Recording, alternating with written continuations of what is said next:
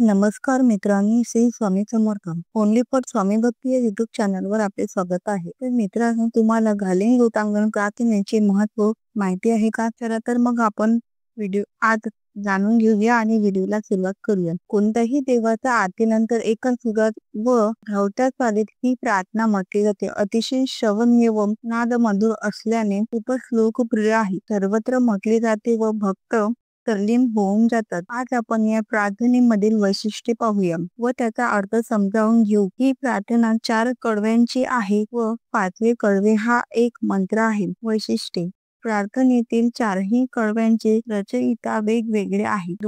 ही 4ही कडवी वेगवेगळ्या कालखंडात लिहिली गेली आहेत. पहिले कडवे मराठीत असून उरलेली कडवी संस्कृत भाषेत आहेत. 4. बऱ्याच जणांना असे वाटते की ही गणपतीची प्रार्थना आहे, पण ही सर्व देवांच्या आरतीनंतर म्हटली जाते. यातील एकही कडवे गणपतीला उद्देशून नाही. 6. वेगवेगळ्या कवींची व वेगवेगळ्या कालखंडातील कडवी एकत्र करून ही प्रार्थना बनवली गेली आहे. आता आपण प्रत्येक कडवे अर्थासह पाहूया.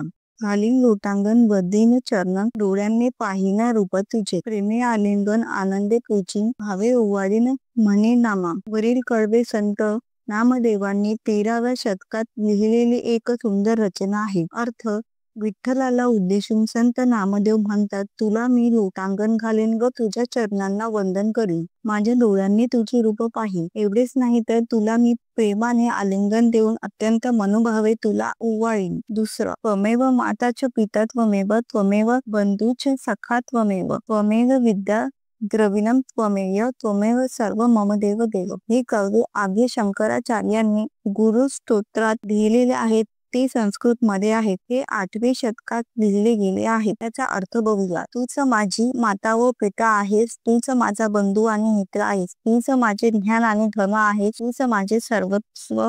तिसरं: कायन वाचा मन केंद्रिय वा बुद्ध्यात्मना वा प्रकृती स्वभावात करोमी यज्ञेत सकल परस्ने नारायणाम समर्पयामी.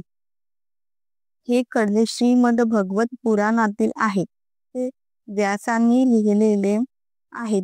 याचा अर्थ बघूया. श्रीकृष्णाला उद्देशून हे नारायणा, माझी काया व माझी बोलणे, माझे मन, माझी इंद्रिये, माझी बुद्धी, माझा स्वभाव आणि माझी प्रकृती यांनी जे काही कर्म मी करीत आहे ते सर्व मी तुला समर्पित करीत आहे.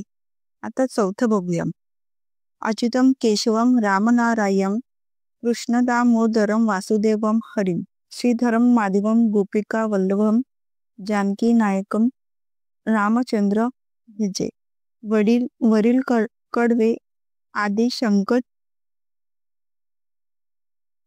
कडवे आदि शंकराचार्याच्या अच्युताष्टकम मधील आहेत, म्हणजेच 8व्या शतकातील आहेत. आता याचा अर्थ बघूया.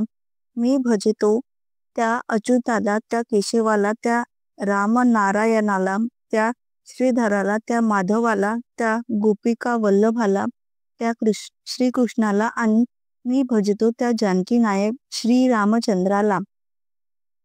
हरे राम राम राम हरे हरे, हरे कृष्ण कृष्ण कृष्ण हरे हरे.